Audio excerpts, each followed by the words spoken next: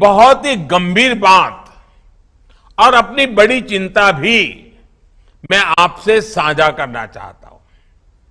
और ये चिंता इतनी बड़ी है कि एक बार हिंदुस्तान के एक प्रधानमंत्री को 15 अगस्त को लाल किले के भाषण में इस चिंता को व्यक्त करना पड़ा था। समय के साथ हमारी राजनीति में एक गंभीर विकार आता गया है। राजनीति में जनता को सच बताने का साहस होना चाहिए, लेकिन हम देखते हैं कि कुछ राज्यों में इससे बचने की कोशिश होती है। ये रणनीति तत्कालिक रूप से अच्छी राजनीति लग सकती है, लेकिन ये आज के सच को, आज की चुनौतियों को कल के लिए, अपने बच्चों के लिए, अपनी भावी पीढ़ियों के लिए टालने वाली योजना है। उनका भविष्य तबाह करने वाली बातें हैं। समस्या का समाधान आज ढूंढने के बजाय उनको ये सोच करके टाल देने की कोई, और इसको समझेगा कोई और सुलझाएगा, आने वाला जो करेगा करेगा, मुझे क्या, मैं तो 5 साल 10 साल में चला जाऊंगा। ये सोच देश की भलाई के लिए उचित नहीं है। इसी सोच की वजह से देश के कई राज्यों में आज पावर सेक्टर बहुत बड़े संकट में है।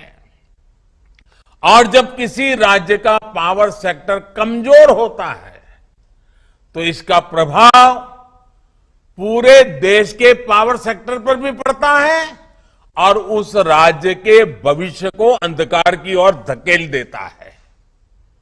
आप भी जानते हैं कि हमारे डिस्ट्रीब्यूशन सेक्टर में लॉसेस डबल डिजिट में हैं, जबकि दुनिया के विकसित देशों में ये सिंगल डिजिट में बहुत नगण्य है। इसका मतलब ये है कि हमारे यहां बिजली की बर्बादी बहुत है और इसलिए बिजली की डिमांड पूरी करने के लिए हमें जरूरत से कहीं अधिक बिजली पैदा करनी पड़ती है। अब सवाल ये है कि डिस्ट्रीब्यूशन और ट्रांसमिशन के दौरान तो जो नुकसान होता है उसे कम करने के लिए राज्यों में जरूरी निवेश क्यों नहीं होता? इसका उत्तर ये है कि अधिकतर बिजली कंपनियों के पास फंड की भारी कमी रहती है। सरकारी कंपनियों का भी ये हाल हो जाता है।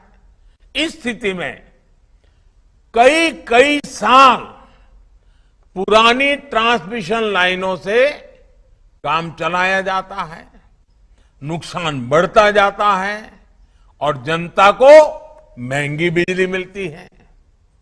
आंकड़े बताते हैं कि बिजली कंपनियां बिजली तो पर्याप्त पैदा कर रही है, लेकिन फिर भी उनके पास जरूरी फंड नहीं है और ज्यादातर ये कंपनियां सरकारों की है।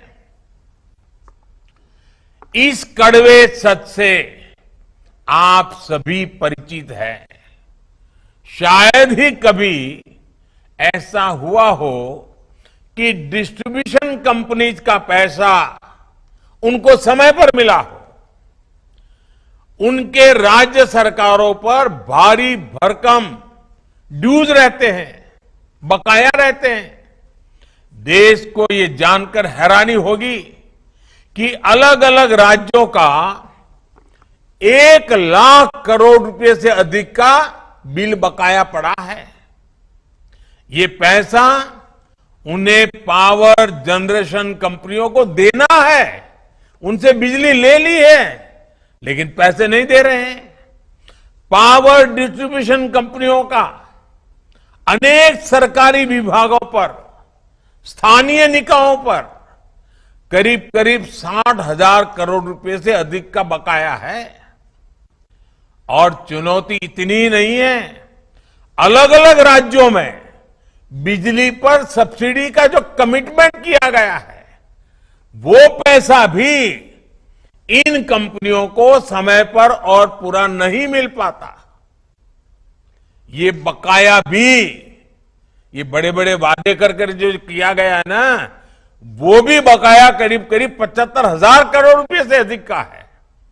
यानी बिजली बनाने से लेकर घर घर पहुंचाने तक का जिम्मा जिनका है, उनका लगभग 2.5 लाख करोड़ रुपए फंसा हुआ है। ऐसी स्थिति में इंफ्रास्ट्रक्चर पर, भविष्य की जरूरतों पर निवेश हो पाएगा कि नहीं हो पाएगा? क्या हम देश को, देश की आने वाली पीढ़ी को अंधेरे में जीने के लिए मजबूर करना है क्या? साथियों, ये जो पैसा है, सरकार की ही कंपनियां, कुछ प्राइवेट कंपनियां हैं, उनकी लागत का पैसा है। अगर वो भी नहीं मिलेगा तो फिर कंपनियां न विकास करेगी, न बिजली के नए उत्पादन होंगे, न जरूरतें पूरी होगी। इसलिए हमें स्थिति की गंभीरता को समझना होगा और बिजली का कारखाना लगाना है तो 5-6 साल के बाद बिजली आती है, कारखाना लगाने में 5-6 साल चला जाता है। इसलिए मैं सभी देशवासियों को हाथ जोड़ करके प्रार्थना करता हूं, देश के उज्जवल भविष्य के लिए प्रार्थना करता हूं। हमारा देश अंधकार में न जाए, इसके लिए जागरूक होने की जरूरत है। और इसलिए मैं कहता हूं, ये राजनीति का नहीं, ये राष्ट्र नीति और राष्ट्र निर्माण का सवाल है। बिजली से जुड़े पूरे सिस्टम की सुरक्षा का सवाल है। जिन राज्यों के ड्यूज पेंडिंग है, मेरा उनसे आग्रह है कि वे जितना जल्दी संभव हो सके इन चीजों को क्लियर करें। साथ ही उन कारणों पर भी ईमानदारी से विचार करें कि जब देशवासी ईमानदारी से अपना बिजली का बिल चुकाते हैं, तब भी कुछ राज्यों का बार बार बकाया क्यों रहता है? देश के सभी राज्यों द्वारा इस चुनौती का उचित समाधान तलाशना आज समय की मांग है। साथियों, देश के तेज विकास के लिए बहुत जरूरी है कि पावर और एनर्जी सेक्टर का इंफ्रास्ट्रक्चर हमेशा मजबूत रहे, हमेशा आधुनिक होता रहे। हम उस स्थिति की कल्पना भी कर सकते हैं कि अगर बीते 8 वर्षों में सबके प्रयास से इस सेक्टर को नहीं सुधारा गया होता तो आज ही कितनी मुसीबतें आकर के खड़ी हो गई होती। बार बार ब्लैकआउट होते, शहर हो या गांव, कुछ घंटे ही बिजली आती, खेत में सिंचाई के लिए किसान तरस जाते, कारखाने थम जाते। आज देश का नागरिक सुविधाएं चाहता है, मोबाइल फोन की चार्जिंग जैसी चीजें, उसके लिए रोटी, कपड़ा और मकान जैसी जरूरत बन गई है। बिजली की स्थिति पहले जैसी होती तो कुछ भी नहीं हो पाता। इसलिए बिजली सेक्टर की मजबूती हर किसी का संकल्प होना चाहिए, हर किसी का दायित्व होना चाहिए, हर किसी को इस कर्तव्य को निभाना चाहिए।